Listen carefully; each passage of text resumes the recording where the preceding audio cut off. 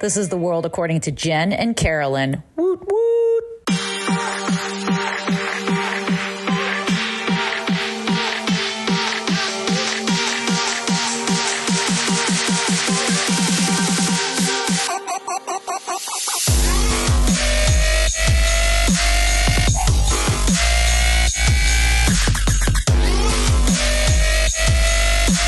Happy Daddy's Day. Happy Father's Day, Jen. And happy Pride Month. Yes. It's our favorite time of the year. It really is. It is. No, it's not pumpkin spice latte season for us white ladies. It's Pride Month in San Francisco and around the world.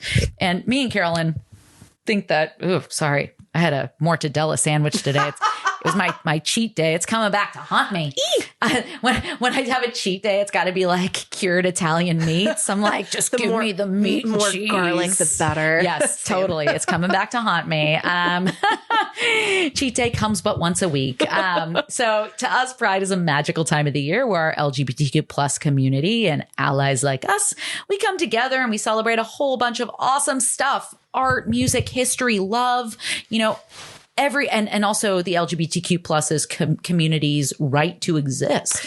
You shouldn't have to ask for that in this day and age, but apparently we still do. Oh, yeah. I saw some stupid ass bullshit on the internet.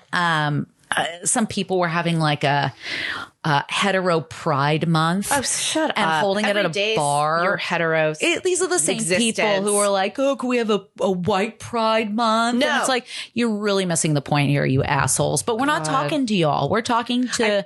I don't think they're listening. No, they're That'd not. be actually pretty cool if they were. We're the wrong show for them.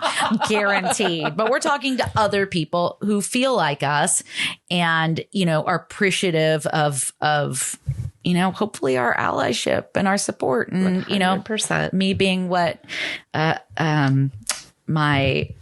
one of my gay friends called queer spawn. You're a queer spawn? I'm queer spawn because my mom's gay. So yeah.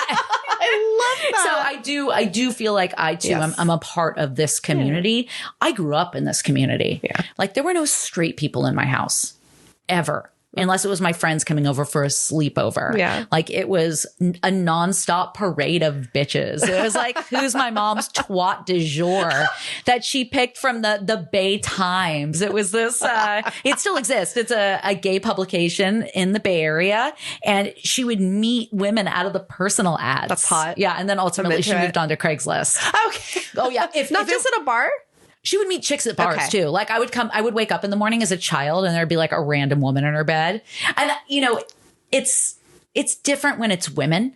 Like if she had a parade of random dudes coming in, I'm sure something really bad would have happened to me at one point or another, but it was women. So it definitely felt and was a lot safer. Yeah. So yeah. So this is my community too in that sense. So yeah. So we want to talk a little bit about, the history of Pride celebrations as well as some of the moronic opposition to these festivities that fortunately seldom rear its ugly head in our beautiful city. God don't like ugly. We're looking at you, Marjorie Taylor Greene, and the rest of those morons. So, and Elon Musk is here, unfortunately, too. And I always get scared, though. There's a part of me when these beautiful celebrations happen that some asshole's going to fuck with it. You know? It's a real tangible fear. I mean, look what happened at the Pulse nightclub a few years back. Yeah. I mean, that was awful. Yeah. So that's, as much as I love to support all that, I would be lying if I said that's not always in the back of my head, is that fear that someone who just is hateful. Yeah. I mean, I'm sure you feel it whenever you go to temple or, it's just. Or when you drop your child off at school. Yeah. We're just living in a really fucked up time. We are. We absolutely are. We need these opportunities to come together and celebrate basically that you exist and you're awesome. Yeah. And see that you're not alone. And people need to hear that. Queer people need to hear that because, and I keep seeing that too, this meme that says something along the lines of, we need pride because there are queer people out there, especially young people, who feel like they don't have the right to exist. I hate that shit. Yeah. And we need to collectively wrap our arms around those folks and say, you do matter and you deserve to be able to freely be who you are without judgment and without fear. And I'm so sorry no one isn't someone isn't telling you that every day of your life. I know. We should all be hearing that. We're here. Birth. We'll adopt you. Yes. We got you. Carolyn, what's your, let's hopefully go positive here. What's your favorite part of Pride, or maybe your favorite Pride memory? Well, again, growing up in the city, I don't know. It's just sort of Pride. There's sort of a normalization of like, I remember we'd have people come visit us and it'd be like, yeah, of course there's guys riding naked on a bike. Yeah. And it was always that moment of like, oh, that would be weird to you, person from, you know, Rochester, New York or something. But no, my favorite Pride memory, I worked with Jewish Family Children's Services, a division called Seniors at Home. And back in 2010, we worked with another, have you heard of, I think it's not Project Open House, it's just Open House. But their whole basis, they're in the Castro, is around supporting seniors. Oh, cool. And this was like, I'm going to joke that it was before it was trendy to hop on a trend and be like, what is it, a pink supporter? Like where it's like, so it was all about basically that, a film came out called Jen Silent. Have you seen it? No. It's very, very good. And if any of you can go watch it, I'll link it. But we worked together with Behavioral Health Services in San Mateo. We worked together with Open House, Coastside Pride, and we put together Century Theaters in Daly City actually gave us the theater for an afternoon to host this event for free. Aww. But we would go to a lot of Pride events around the Bay Area and have a table and say, yes, our caregivers are informed. They're not going to try and convert you when you hire them to take care of you in your old age. Or yes, our case managers are aware of what senior living facilities have LGBT friendliness. So you don't have to go back into the closet in an old age when you probably you may not have family. These are people who, may not have. So I think that was a really fun, like I said, it was very trendy and it still is to capitalize the market, to say you are something. But I felt at JFCS specifically, and this isn't a plug for them, but there was a legacy of people working there who are LGBT and had been through quite a lot together. And this was part of the mission. I love that. And so I love any time where, again, there's camaraderie to protect and support seniors, because we forget, people think it's all Pride and it's young. And yes, the youth is super important, as you mentioned, because of the mental health need that you belong. But imagine being a senior and you don't have your whole family coming to take care of you because they disowned you or they don't even know you exist. Yeah. No, we have to think about our queer elders. Like I don't talk to my mom. We haven't talked in almost 20 years, but she's an elderly queer person now, and there are needs that come with that are exceptional and different. Yeah. And must be honored. And the healthcare system doesn't do a good job at honoring that at all. Of course. So yes, go to your events, but also step off the beaten path and go to community resource areas. Because I bet you there's so many organizations that are going to be there and they do walk the talk. Yeah. So at these events, they're always there. Yeah, they are. The resources are great. And we, working for the city, we fund a number of these organizations and they're wonderful. And one of them is PRC, the Positive Resource Center. Oh, the work they do is so impactful. I just love them. I can cry thinking about them, but they started, HIV one? Yes, they started as an organization that helps folks with HIV, but now they work with, I think, folks who have other disabilities as well.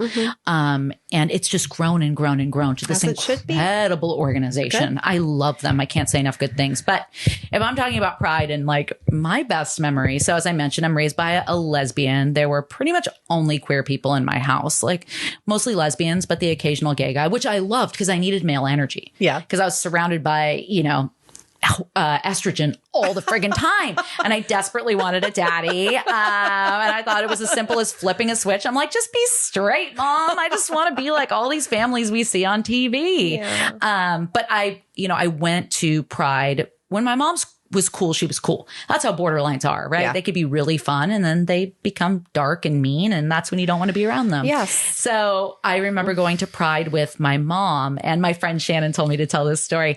One of my oldest and dearest friends, Shannon, who is now transitioning, they're trans, and they said, and me and my mom and Shannon went to Pride, and Shannon like lifted me up onto this newspaper stand so I could see the parade. They've always been my daddy.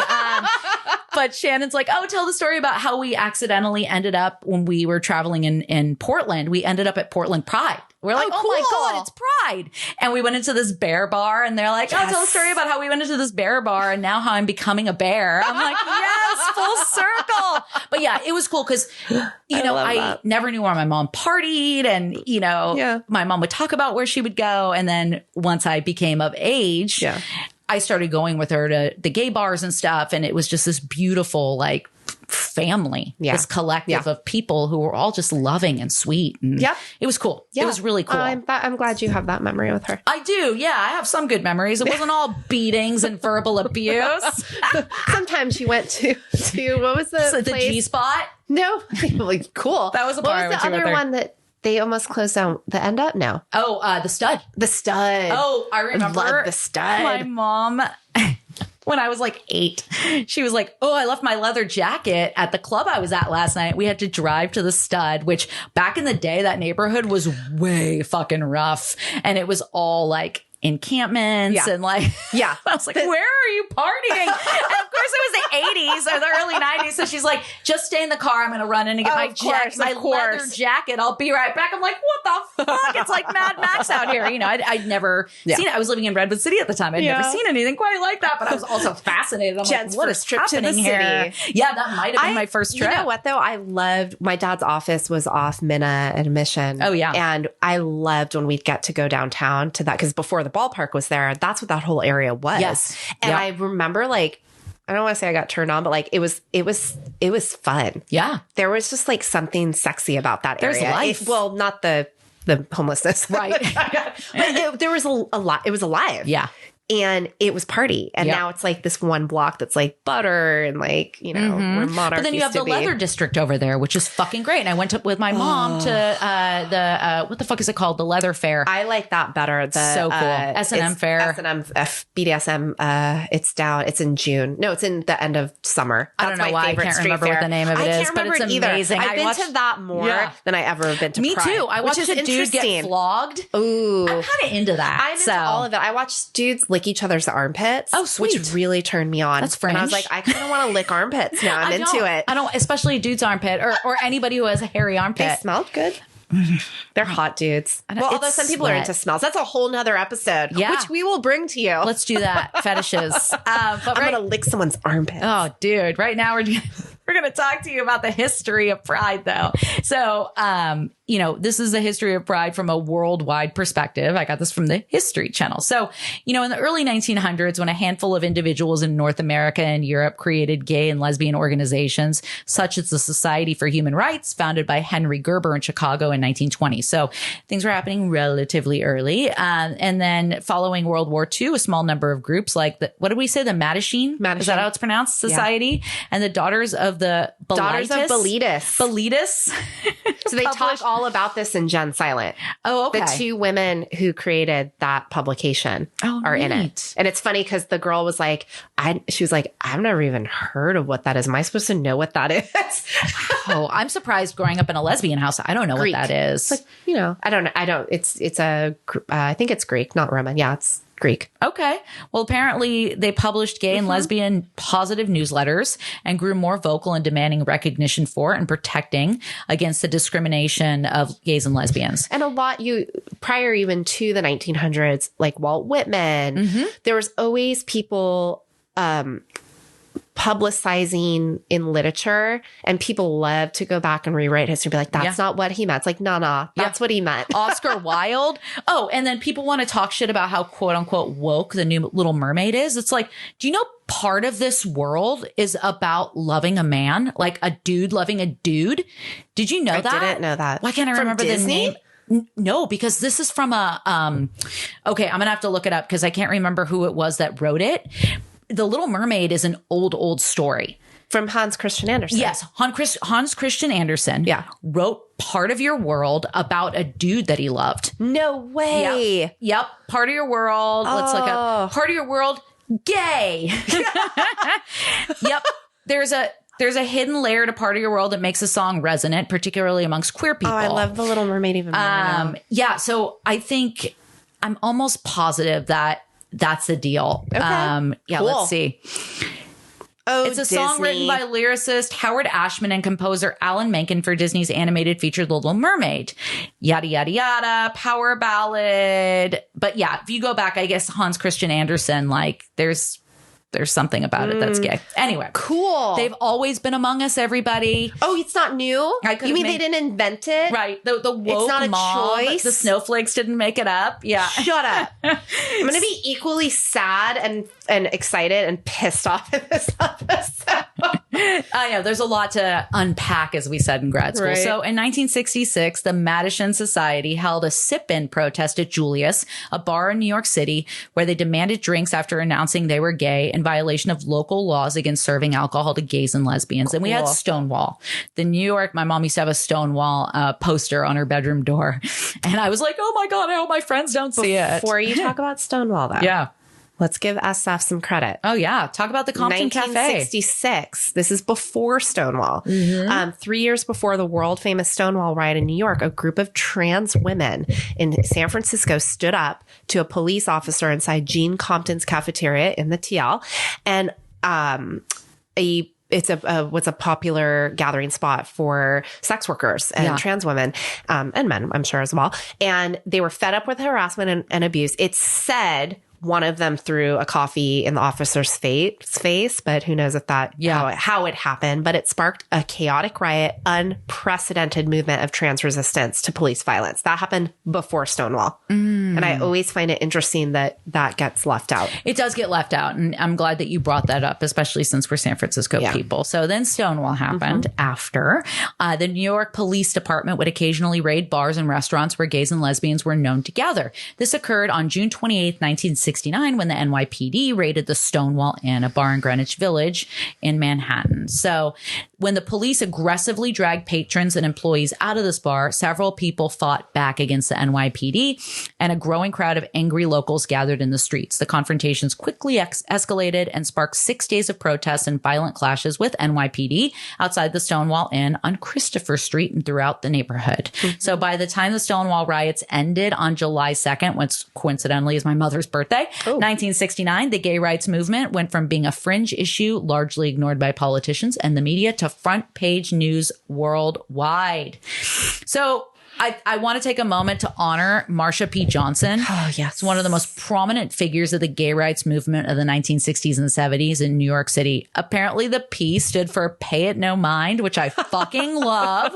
It's a phrase that became her motto. And there's competing stories out there about what she did during the raid on Stonewall Inn, but it's clear she was on the fucking front lines. It's often said she threw the first brick at Stonewall. I don't know if that was the case, but we know that she was fucking out there. And like many other transgender women, felt they had nothing to lose. They were not only angered by the police raid, but also the oppression and fear they experienced every single day. And in the wake of the raid, Johnson and Sylvia Rivera. I like Sylvia Rivera a lot. Yeah. Sylvia and Johnson, they led these riots together. I think Rivera was a Puerto Rican transgender girl. Actually, she was very young when she met Marsha, and Marsha became a mother and a mentor to her. Well, and she's the one where you see her yelling at the gay pride event in New York because she's getting booed, and she's like, no, badass. And that's sad when a community that's supposed to be out love and acceptance is saying, oh, but not you. Yeah. And she was like, it's her just railing and saying, you are so fucked up and what you're doing. Like, don't you see this? I just watched a documentary about her and the meat packing district and the stroll. Oh, nice. And she's very heavily featured in it, but spent most of her life in her aging years up until the AIDS epidemic. No, it was a pandemic. You're right. Took her back into protesting. Yeah. But she spent most of her life living homeless. Sad. But we honor her too. So June 28th, 1970, it's now considered the first gay pride parade. It took place in Manhattan. About 3,000 to 5,000 people participated in that march. And then in June 2000, we had President Bill Clinton officially designated June as Gay and Lesbian Pride Month in recognition of the Stonewall riots and gay activism throughout the years. So, and then in 2009, a more inclusive name was chosen by then President Barack Obama. Yay. So lesbian, gay, bisexual, and transgender Pride Month. Love it. bit. Pride's an international thing. So this is a list of both U.S. and international pride events. We'll put that in the show notes. But these are the biggest ones as of June 2019. So the largest LGBTQ events in other parts of the world were in Europe. So Madrid Pride, 3.5 million attendees in 2017. In Asia, Taiwan Pride, which is amazing to hear. The Middle East, Tel Aviv, our people throw big time pride events. But it was funny. My contractors who were working on this house, they were from Israel, and we were talking about pride, and they're like, "Oh, you got to go to Tel Aviv for pride." Okay. I'm like, well, it's just a little fucked up there right now, but maybe some point. Yeah, apparently it's crazy. So, and Oceania, Sydney Mardi Gras parade in Australia. I'm like, cool. They call it the Mardi Gras. I have no idea, but I'm down. Yeah. And then in Africa, actually, in Johannesburg, in South Africa, that's another really, really big one. So those are our biggest pride events worldwide. And it's not always in June. It's only in June in America. I think most places is in June, but not exclusively. When I was in Amsterdam last year in June, I think their pride is in August. No, it wasn't. But the gay clubs were fucking lit. We went to the gay district, and I was like walking around crying like a fucking weird white woman, just like overwhelmed by how amazingly gay it was. Yeah. And it was just really beautiful. Yeah. It was just really cool. So haters, more on them later, but know that they exist and love to post bullshit like, this is my pride flag next to an image of an American flag. That's one I saw last week. I'm like, oh, really? Go fuck yourself. Gross. And, last I checked, the American flag is really supposed to symbolize life, liberty, and pursuit of happiness for everyone. Even though it didn't start out that way, we are moving slowly but surely toward a more inclusive America. And some people are not about that shit. It's not happening fast enough. Well, yeah, I know. And that's the thing. Change comes really slowly, and especially they better hurry up. Well, there's lives on the line, right? And anytime there are literal lives on the line, all you want to do is move forward as quickly as possible to ensure the preservation of precious innocent life, and that's not happening. Well, it's just it's sad to me that your sexual identity is considered political. Yeah, it is. Your gender identity, that's private, and that's for you. It should be. And I don't. But that's another show. Yeah, I don't get it, Jen. Anyway, let's move on. So, we touched on this a bit, and from a psychological perspective, tell us more about why it's important for folks in the queer community to have a month that honors their struggles and contributions to a more inclusive and equitable world. I'll do my best. I mean, again, any community or group has celebrations. That's not unique to LGBTQ.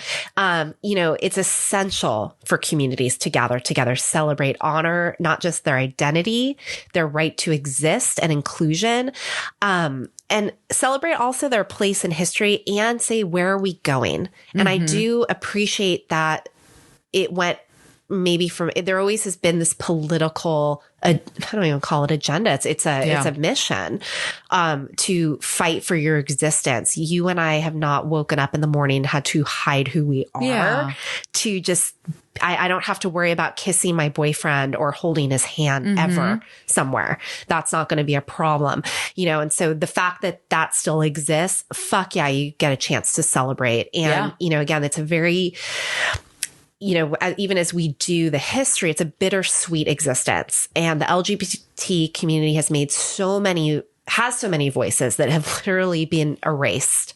And so having a chance to honor not just their lives and continue to fight for things that you and I take for granted, which is basically heterosexual privilege. Yeah. I've mentioned him before in past podcasts about kind of, again, this human desire to belong. But Irvin Yalom is a psychologist who's most known for studying kind of group dynamics, especially when you put a bunch of what you might look at on paper, different people from different places in a room, and said there's an incredible relief when you find out you have even one kernel of truth between all of you. It's therapeutic. It's, again, that feeling of relief. But, again, going back to the fun stuff too, words that come to mind when I'm thinking about pride are connection, power, culture, legacy, visibility, and the right to be who you are authentically and evolve as you grow. I shouldn't, again, listen up, turn it up. Shouldn't have to say this, but being who you are, whoever you are, is amazing. Yeah. Unless you're an asshole. Yeah. Then that's not amazing. But to each their own, right? But most importantly, I think we celebrate Pride because there's a lot of work to do. Yeah. As Sue Sanders, creator of the UK LGBT History Month, which interestingly takes place in February. Oh, cool. Yeah, she comments, ignorance is profound and deliberate. It's important that we look at who is visible. And this sentiment about changing gaps in visibility is also noted by a YouTuber, Rowan Ellis, who vlogged, which now I know doesn't mean it's a vagina blog. But it's someone who's video Anyone blogging. Can vlog. She's a popular YouTuber. I'm trying to integrate that more in. But she said, we still do not get educated in our schools and our families. When someone who's discovering LGBT history, all you see is sadness and tragedy. You see AIDS crisis. You see the Holocaust. You see iconic men being killed for being gay. Mm-hmm. Basically, you see a lot of white men. And I hope this is changing. Where are the women? Where are the people of color? Where are the trans and non-binary gaps that all need to be filled with these images and these stories? So part of Pride is getting to be seen. Mm-hmm. A 2022 article that I found by Silva Neves in Psychology Today, Neves writes about Pride being beyond just this fabulous party. And it's a call always for activism and awareness of equal rights. And he says Pride events may look like a hedonistic party, but they're not. They're a protest, an act of defiance for our full acceptance, visibility, and most of all, our human right to feel safe where we live without fear of being discriminated against at school, universities, workplaces, in the streets and shops, and within our healthcare. So this article talks pretty much exclusively about LGBTQ plus having equal rights in liberal countries, but it doesn't mean that this discrimination has disappeared. And I think it's really important to highlight that heterosexual people, like I said, have the privilege of the entire world open to them. I can think of maybe as women, and certainly as a Jew, there are some places where if you and I went, we would have to oblige to their culture. And even though that's not for me, I'm going to be respectful of their culture. But, according to the Human Dignity Trust, 71 countries still criminalize same-sex relationships. 11 of those countries impose a death penalty simply for being your sexual orientation, gender identity. And a quarter of the world's population believes that LGBTQ should be a crime. So, the article talks heavily about that, which I think that building that awareness, that's something I'm learning about where this, yes, we live in San Francisco, but it's still not safe everywhere. It's still not safe in this city. Even you can't walk around. If you walk around with that ignorance, you're missing the point. Well, there are a lot of people in the city who voted for Trump. Trump was here in San Francisco last week for a fundraiser. Guess how much he raised at a dinner? $12 million at one dinner in our city. We still have work to do. Yes. So the other reason I think these celebrations are really important is, again, maintaining the well-being of the LGBTQ plus is an ongoing process because homophobia, biphobia, and transphobia are happening today.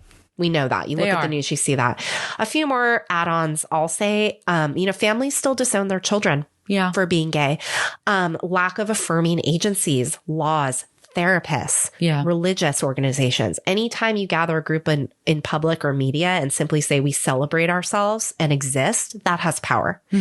I'm also really thrilled to be seeing the neuroqueer identities. Oh, cool. And like neurodivergent queer identities. Yeah, I've been seeing a lot of that.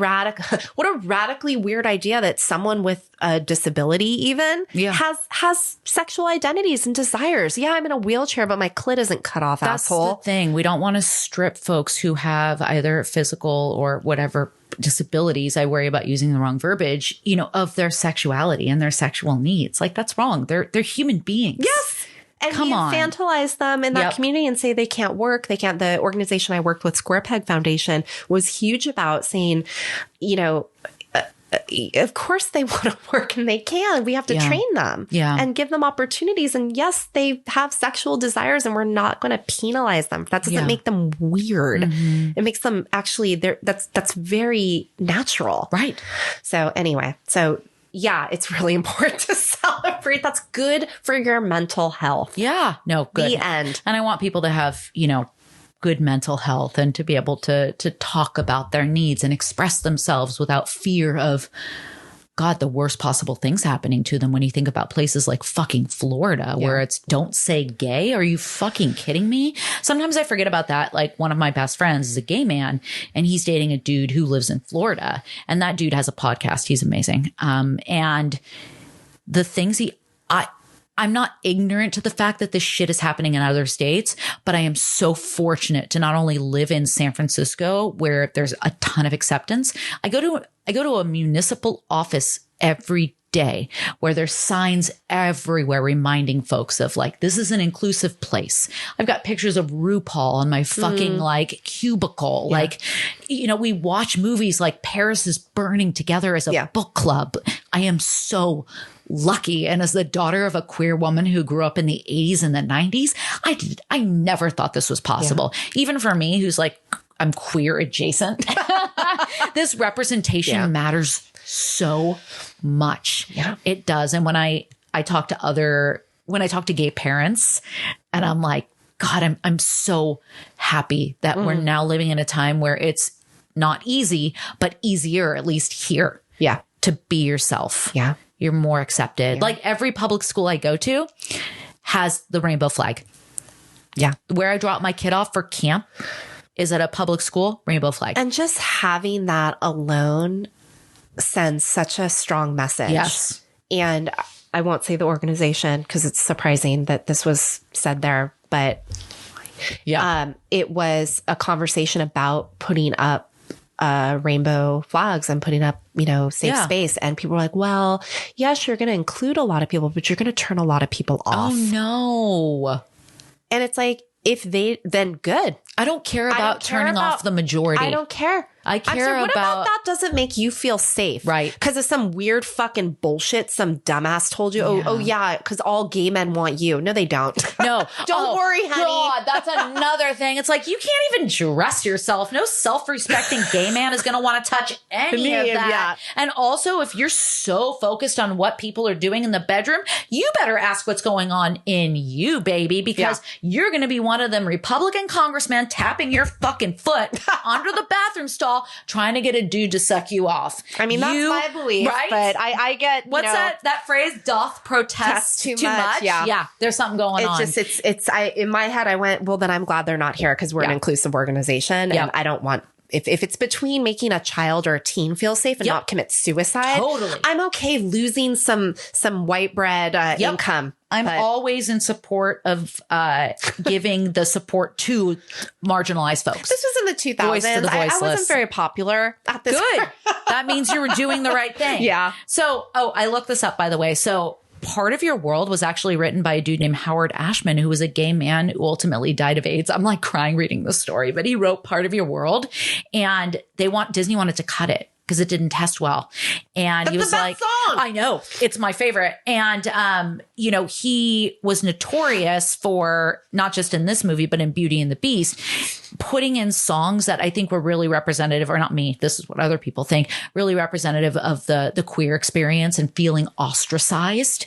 And so he is credited for changing Disney and changing the way Disney was thinking. I mean, the guy was on his deathbed and he was going to work every day and he was putting in the work so that years and years later, like, people could feel more included, So So who put the penis in that scene? I don't know. I'm going to look at it. I heard that was Do you remember? We were in high school. We watched it and we went scene by scene. We're super It's stoned. not in the scene. It's on the VHS cover. One of the tridents. It's in scenes Oh, too. is it really? It's in his castle.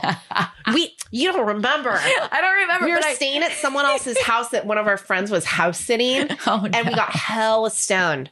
And then we watched that. Me. We also made hot dogs in the fireplace. Oh, that sounds amazing. We fucked some shit up in this house. Who let us house sit? That's fucking we crazy. Weren't supposed to. We were squatting at this house sitting site. Oh, God, too good. All right, we're going back to this. So Hans Christian Andersen didn't write it though. I don't think so. There's some Hans Christian. See, this is what happens when you look at the internet and you're like, I'm going to embrace this because, yeah, no. Some AI thing. Wrong. So I went deep while you were talking. I should have been listening better, but I was going deep on Howard That's Ashman. all right. We love you. We respect you. We honor you, my friend. So the U.S. has come a long way when it comes to not just accepting, but celebrating the LGBTQ plus community. Unfortunately, we know there are still a lot of ignorant haters out there, and many of these morons take the form of judges, elected officials, and other people with major decision-making power. Absolutely. And it's important to remember that there were long ago ancient societies that were, where being queer was totally accepted, or at least more accepted. It wasn't a thing. You know why? Because they had other fucking shit to worry about. We have too much fucking shit. Right. Not to worry about. Or murdering, external tribes. There were famines and shit. They were like, I don't care who you can die of a cold, bitch. Go get your fuck on with whomever you want, because you're going to be dead by age 28. 28 is old. Literally, at 40, you were old. Yeah. You didn't have no teeth left. No. There was no Botox. No. Fuck all that noise. I'm glad we live in the age of science and, to an extent, reason. Yeah. So let's talk a little bit about some ancient societies. So this is actually from a Planned Parenthood article entitled 4 Ancient Civilizations That Would Celebrate Pride Month. So we had Angola and West Africa. So before many African countries were colonized by the British and Commonwealth, they were a place of acceptance. In 16th century Angola, it was common to see men in women's attire and in the presence of other wives. In the Yoruban, sorry if I said that wrong, y'all, language primarily spoken in West Africa, there are numerous words that describe queer people and activities, proving their existence in traditional African cultures. The language, beliefs, and activities of African people before colonization are very accepting and casual regarding sexuality, and this history should not be reshaped through the lens of Christian colonizers.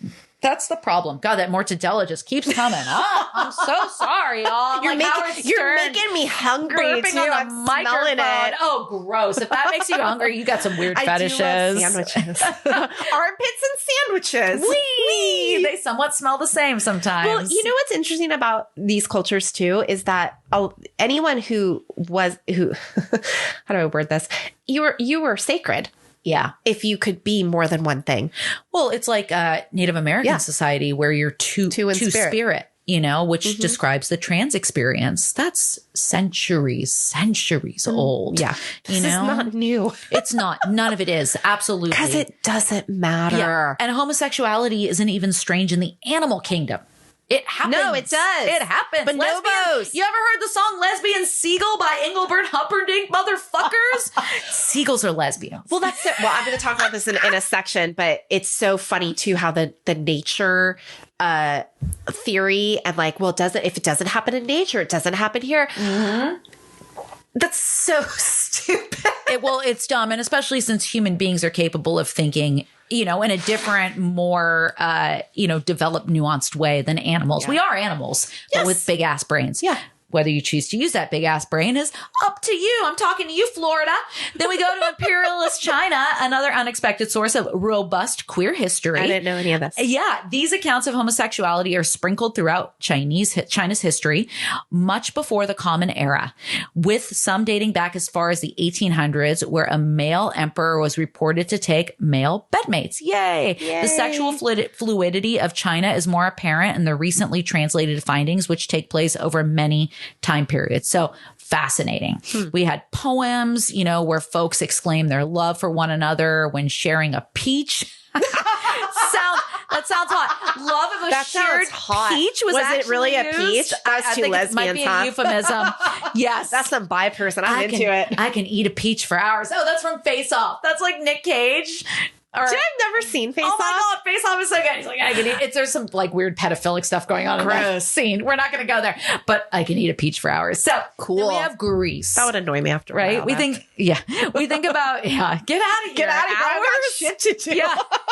5 minutes. That's my max. Even that seems like an eternity. All right. So in Greece, most people were familiar with the famous lyric poet Sappho, who was arguably the first lesbian influencer in history. However, there are other rich gay histories in Greece. One lesser known example is the poet Pindar, who produced content to be sung at events such as weddings and parties that mainly focused on men who loved other men. At the time, homoeroticism was somewhat reserved for the upper class. However, Pindar made his work available for all. Yay! Although it's pretty vanilla, classic Greek literature has a wealth of information regarding queer life and culture. Then we move to Rome. Well, and it's in their art. And it's in their it is.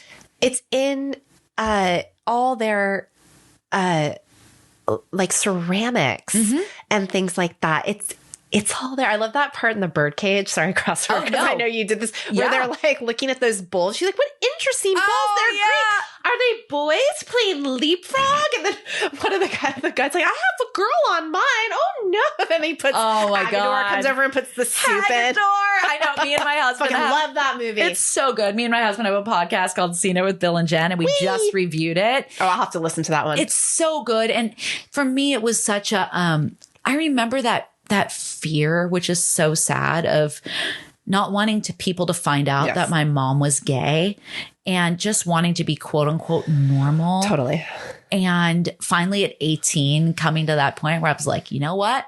If you don't accept where I came from, then you don't get to kick it with me. Like, fuck you. But it took a long time to get there. That was like my coming out party. I was like, yay. I took a psychology class, and we did it was like life class where you had to write about your life. And I'm like, this is my coming out memoir. Cool.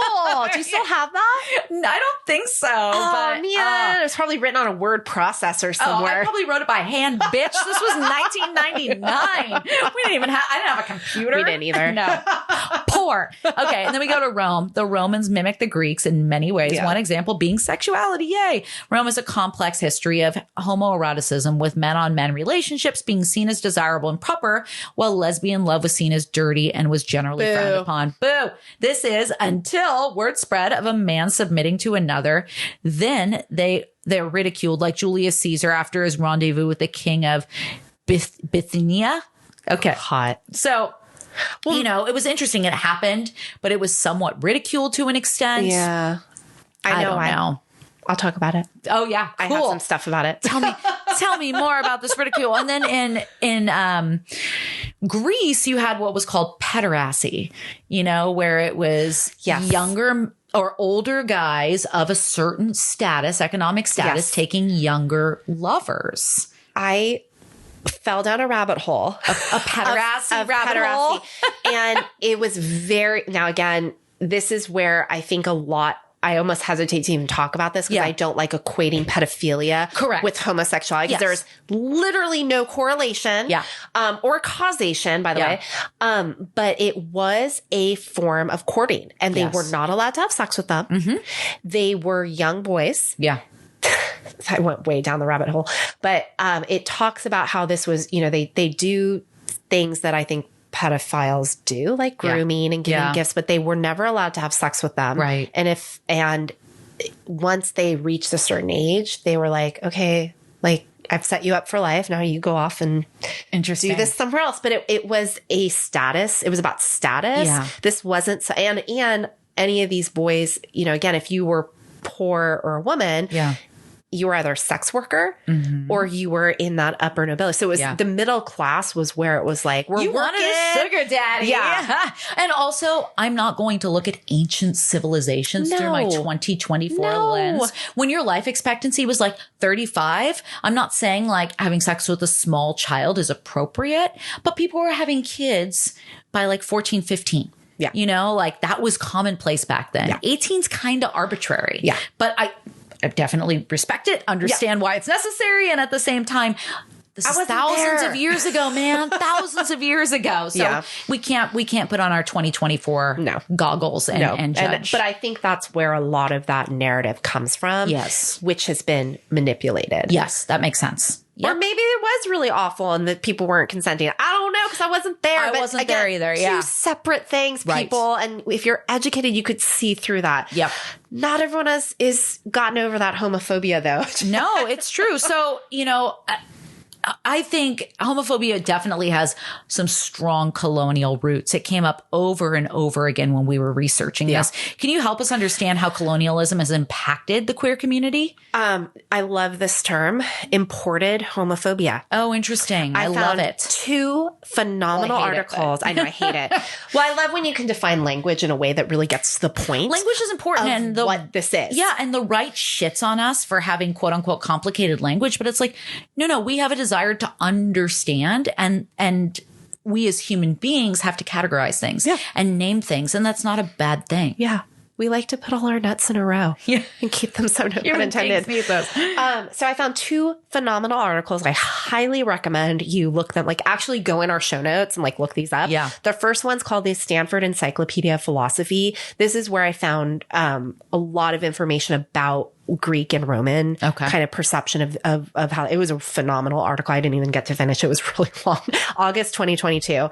The other one I found, which it's called, let me see if I can pull it up. It's IGLA. Don't ask me what that stands for. I'm so sorry.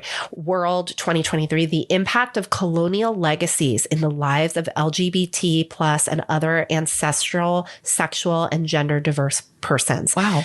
It's 14 pages. It's gold. It is so interesting. You will love it, Jen. I learned so much, but let me boil it down for you and see if you're still interested. Give me the Cliffs Notes. The term imported homophobia, that is not my word. And yes, there is a direct correlation between countries which were stolen by colonization. Mm-hmm. You see this still today in territories specifically that belong to the Commonwealth, which is, as if you've listened to our our previous podcast, basically we're previously under British rule. Yeah. But countries that still have homophobic, biphobic, and transphobic legislation in their constitutions because of this indoctrination that happened to them and really, let's just call it raping of their land and their people. Yeah. So Brett Pinkett wrote A History of Homosexuality, and that's the Stanford Encyclopedia of Philosophy. So yes, ancient Greeks had a sentiment and text basically that said, I love this, persons can respond erotically to beauty in either sex. Love it. I love that. I am not a lesbian, but I have seen some fucking beautiful women that I would go hang out with and date and have. And I don't identify myself as a lesbian, but maybe I'm bi. Well, it's certain qualities. Yes. And beauty is beauty. Beauty is beauty. And attraction is attraction. Yep. It's what you like. And I think that goes for everything. Yep. But anyway, I love that. And the issue of what someone's biological sex is attracted and what they're attracted to is really seen as a matter of taste and preference. There was zero morality to it. That's where you're seeing with the Greek times. The Republic of Ancient Rome also paralleled Greece. But if you think about where this is coming along historically, what was happening between Rome at that time that's of constant debate still today? Well, the Bible and Jesus Christ and religion. Yeah. And this idea that we're trying to form a republic that's actually based off certain other things. And societies. And now we actually do want to form, there's some morality coming into this. So, and we want people to procreate. Bingo. Yeah. Bingo. So the New Testament definitely, again, this is a topic of debate for sure, the Bible, but sexuality in general, only same sex attraction was considered just wrong. Like you don't do it. It's bad. And early Christian church fathers were very outspoken in their writing. So again, you didn't see that as much in ancient Rome. Yeah. But when you start seeing Christianity coming in their writings, it was just, I'm going to use a Jewish word, it was a shanda if you ever had sex in the 4th and 5th centuries. Mainstream Christians were not into that. You were procreating or you weren't fucking around. Yeah. And so historically, certain also indigenous communities, you talked a lot about some other African cultures and Chinese, but it was Asian. Indigenous communities, again, incorporated gender roles moving beyond male, female, homosexual, heterosexual binaries. With some exceptions, individuals who embody cultural gender variant roles or sexual identities are actually integrated into their community and occupy high respect and high social and ceremonial roles. So again, you talked about the example Two in Spirit in North America, the Bonjour in Europe, the Muxes, I'm so sorry, Muxes in Mexico, Hijras in South Asia, Takapui in New Zealand, and the Sister Girls, the First Nation cultures in Australia. So yes, again, back to colonization, the spread, you named it, the spread of fundamental Christian attitudes. That, which I think is funny because, like, wasn't Henry VIII all about, like, let's get away from the Catholic Church. We're going to be Protestants, but only to suit myself. I'm still going to go with all the morality that comes with religion. So, the British basically ruined Africa and India and Africa lost its previous cultural attitude towards sexual orientation and gender identity. And they were basically forced. And we see this in missionaries coming into right everywhere. Spain coming in and doing this to the Americas. They were not asked, they were forced, and it was life or death. So if you ask me if I like men, I'm probably going to say no and hide it and be really afraid. So that generational trauma is going to come through. So 19th, 20th centuries, homophobia is legally enforced and by colonial administrators and Christian missionaries. 1910, Christians make up about 9% of the population of sub-African Sahara. By 2010, the figure had leapt to 63%, and anti-LGBT laws were not only written into constitution, but also in the minds of many African people. After passing of several generations, it became dogma. So they lost their cultural identity around this love and this freedom and this reverence of someone's spirituality through their sexual identity and gender identity. And again, this phenomena is not specific to the Brits. As we mentioned, we named some others, but, even 13th century France punished men for homosexuality, and they repealed their anti-sodomy laws in 1750. 2 centuries British didn't do that till 1967. Wow. Which I actually had to go back and check that because I was like, what? Well, we didn't repeal ours until somewhere around that time. Oh, man, I'm learning a lot, which is important. So again, this is a quote from the article that I cited, the IGLA World 2023. Analyzing post-colonial laws that are still in place or repealed, it is possible to affirm and reaffirm pre-colonial cultures. They all had a broader conception of gender and sexual orientation, gender identity than many colonial or pre-colonial, post-colonial legal systems. Contrary to rhetoric published by anti-LGBT actors activists, maybe that was what I was supposed to say. Only the actors. That gender identity and sexual orientation are Western import and from another form of colonization by the West. So post-colonial laws, I don't know what I was writing here. Sorry. Went off on a tangent here. I've been sick. I literally cannot breathe right now. I want to blow my nose so bad. But I'm getting the sexy We're going to get through this. We're going to wrap this up in the next 10 minutes. We have to. I did want to say, though, don't act so proud of yourself, United States. It took you till 1973 to take homosexuality out of the Diagnostic and Statistical Manual for Mental Health. Yeah, it was a mental illness. It was a mental illness. As far as this book is concerned. The history is super fucked up, but it's the only way that we can, I think, go back and be like, what? Where is this stuff? Okay, change. So measures that I do want to say that the reparative justice, you have to recognize past injustices. We have to talk about this stuff. You have to participate and get activated. Material and symbolic reparations are deserved. Yeah.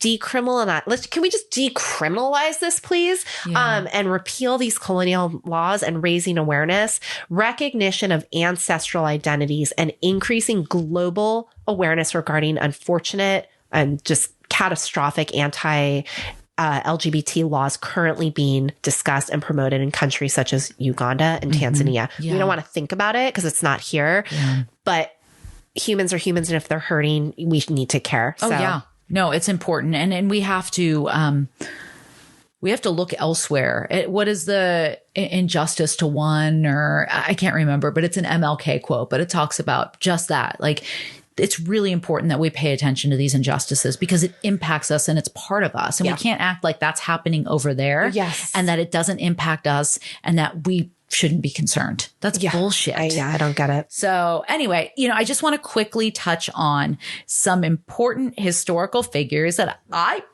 didn't know they were gay. And that's by design, right? When you're learning about these folks in history, their sexuality typically isn't mentioned, which is deliberate. Leonardo da Vinci, apparently he was likely gay. He was, records indicate that he was arrested in 1476 with charges of sodomy.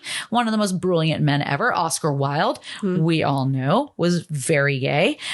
He faced prosecution for indecency with men and was sentenced to hard labor for 2 years, dying in exile not long after. Fucking awful. Emily Dickinson, considered to be gay. Many of her poems were dedicated to her sister-in-law, Susan Gilbert. And this is in addition to their many letters exchanged to each other that led scholars and observers to believe that they were actually in a romantic relationship, and Dickinson never married. So, a few other people. Josephine Baker was an incredible singer, dancer, and activist, and even a spy during World War II. I didn't know that. Fucking dope. And she was bi, I believe. And so, you had all these incredible people like Harvey Milk and, these people all contributed not just to LGBTQ history and culture, but to our culture and everybody's culture, everybody's history, to parse it out and say like, oh, this is LGBTQ history and this is Black history. It's like, no, this is American history, son. Like, obviously, and there's so many intersections too that it, like you said, even coming from your background, different, we all can. It doesn't matter your background. There's a subjugated part of all of us. Right, for sure. So yeah, look up Ken Hardy's Subjugated Self if you want to really fucking trip. And there is an effort, there always has been, and particularly right now, by the right to erase the contributions that these folks made, or at least erase their queer identities, as well as an effort to ban books with LGBTQ characters or stories written by queer authors. This is an article from, I think, a year or two ago, but when this was written, there were 111 bills aiming to limit discussions about race and gender in the classroom. They've been passed or introduced in state legislators. So it's really bad, especially when we look at kids, right? Yeah. And one of the teachers that was interviewed in this article that I read said, there's a fear that reading books with LGBTQ characters will make students gay. But I grew up reading about straight characters with heterosexual parents, and somehow I ended up gay in this world. Just like me. I grew up with a gay mom, ended up straight as a fucking arrow. And the same teacher said for queer students, it validates reading about LGBTQ characters, that is, their existence. Well, it's going to save their lives. Yes, it could potentially save their lives. And when a community says a book is being banned from the library because of its LGBTQ themes, it's telling students there's something wrong with you. Yeah. And there's something that needs to be legislated or challenged. There's something about you that's up for debate that shouldn't even be in a book. That's really problematic. If you're banning that, what's next? Yes. I'm going to ban masturbation next because that also apparently makes you gay. It's a slippery slope, and I hate using that word because it's cliche, but it really is. And oppression, it happens right in front of us, and slowly but surely more and more people end up having their rights revoked. You don't wake up one day and all of a sudden you have no rights. It happens, and people become either apathetic or don't fight, or they say, what's that famous thing? First they came for the Jews, then they came for the Blacks, then they came for me, because they will ultimately come for you. Yes. Yeah. So we all have to look at other people's fights, marginalized, oppressed people's fights as part of our own struggle. We're all connected. You can't touch a flower without troubling a star. I can't remember who the fuck said that, but it's my favorite. That's beautiful. Carolyn, just very briefly, because we care so much about young people from a psychological perspective, just talk to us about the importance of representation for queer children and young people. Well, again, I'm going to just very quickly highlight the article that I thought did a phenomenal job. It's from the Boys and Girls Club of America, 2023. It's 9 ways to share pride with your children and why. young people who identify as gay, lesbian, bisexual, who are unsure of their sexual identity are more likely than heterosexual peers to have considered suicide, to have been forced to have sex, experienced bullied, used drugs, felt depressed. Compared to cisgender students, transgender students are more likely to report being victims of violence, substance abuse, suicide risk, and more. These young people also face, as I said earlier, family rejection, housing, employment discrimination, lack of resources. A 2017 study found that youth who identify as LGBTQ have 120% higher risk for homelessness. I don't even know how you go beyond 100%, but that's how bad it is. Yeah. So, obviously it's your mental health. 2 million youth ages 13 to 17 in 2021 identified as LGBTQ. This is not one or two people. Yeah. This is not okay. And it's a human rights issue that youth have the right to be loved and embraced and felt important. I can think of all kinds of other shit they're doing that I'm not a fan of, but who you want to be, how you want to color your hair, I don't give a shit. Right. And again, if you're 2 times as likely to say you've been harassed and called names at school, a place that's supposed to be safe, your school. And if you're hearing that at home and you're hearing that at school. So, if you're not aware of the Trevor Project, hopefully this brings you into it. Lack of acceptance and support system has a negative impact on LGBT youth. According to the Trevor Project's 2022 survey, nearly half, 45% of LGBTQ youth seriously consider or attempt suicide. So, what should you do? Another great article highlights Dr. Vinny Chulani, lead Phoenix Children's Adolescent Medicine Program he runs. And he says he's intentional about listening to his patients. This increased consciousness around a person's correct pronouns. I have several kids in my practice right now whose one or both parents don't use their correct pronouns. Aww. And that's unacceptable to me. Yeah. It's unacceptable. Especially when I read them the stat and I go, let's talk about what happens if you don't do it. Yeah. It's not a game. Yeah. And if it is a game, your child's life. Yeah. Who cares? Yep. Who the fuck cares? Anyway. So, tremendous examples, not just of ways that we can be intentional about listening to our clients, our patients, our families, creating an environment where they can express themselves, talk about the challenges, but also please do not just talk about the shit. Yeah. Talk about the resilience. Right. Talk about the examples where LGBTQ people have achieved and succeeded and are doing well. We should not approach them from a sense of deficit, but trust that given internal and external supports, they can be successful and thrive. I would love Dr. Vinny as my doctor.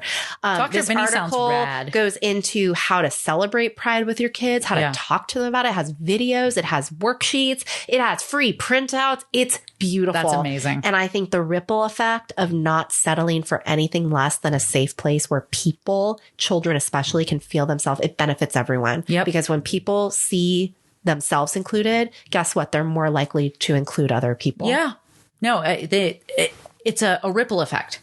As cheesy as that sounds, it really, really is. Yeah. What the fuck is that noise, by the way? I don't know if it's happening upstairs. We live in San Francisco. It's like it feels like the window's open and something's hitting it. It's probably my neighbor. For some reason, the neighbors on either side are like perpetually hammering. I don't know what the fuck they're doing, but they're constantly hammering. Anyway, this is what happens when you live in San Francisco. And even when you have your own home, you have shared walls. And so you feel like you're still apartment living. Anyway, I know, my house in San Francisco. But seriously, it gets loud sometimes. Yeah, but I can't bang on the walls with my broomstick because it's only 7:45 in the nighttime. Maybe they're having sex. Oh God, I doubt it. I hope they are. No, they're always just building things. I have no idea what they're building. Anyway, so our final thought on this, I think it's pretty apparent from what we have said. Pride is important, and it's important for a number of reasons. It is primarily important because lives are on the line. People need to feel represented and accepted and like they can be themselves without being stigmatized or worse. And we have an obligation to say, hey, that might be happening in Florida, but that's impacting the people that I care about here, because that's what happens with with propaganda. And that's what happens with these oppressive laws and ideas. It's okay. One day that's happening in Florida. Before you know it, it's happening right here in your backyard. Yeah. So we have to do our very best to fight this battle on all fronts. If you care, even if, I mean, I think most of us, particularly here, have a friend or a family member who's a part of the LGBTQ community. And if you do, and you're, for instance, voting Republican, ask yourself, what does your vote say about how much you care or don't care about your gay uncle, sister, brother, parent? This is important. And this is a fight for life. And it's cool that you go buy your rainbow socks. And I love that. And I love that. But walk the talk too. Yep. Stand up. Do better. Yeah. And defend people. Yeah. If you have the opportunity, especially with your, hetero privilege, like Carolyn and I have, to defend somebody who is a part of a marginalized community, I'll pick up a brick fucking do it. Time. Yep. Absolutely. And, hopefully that doesn't come off as white savory, but this is my family. Yes. This, for me, it's deeply personal. Yeah. And the reason why I didn't tell anybody about my mom's sexuality for so long is because of the fear that so many queer people still have in regard to just being themselves. So love and accept, folks. Being who you are is amazing. Yay! Yay! All right. We hope you enjoyed this. Thanks for listening to two white ladies. Thanks for listening to two white ladies. Yeah, two cis white women. And we are your allies. Though. We are your allies. I am queer spawn. My family is as gay as it gets. And I'm really, really, really proud to be a member of this community, or queer adjacent, whatever you want to call me. So happy Pride. Happy Pride, everybody. It's only the middle of June. We have the rest of the month to go. Go out, celebrate, go see some drag, go march. Yeah. Yay. We'll see you next week. Thanks for listening.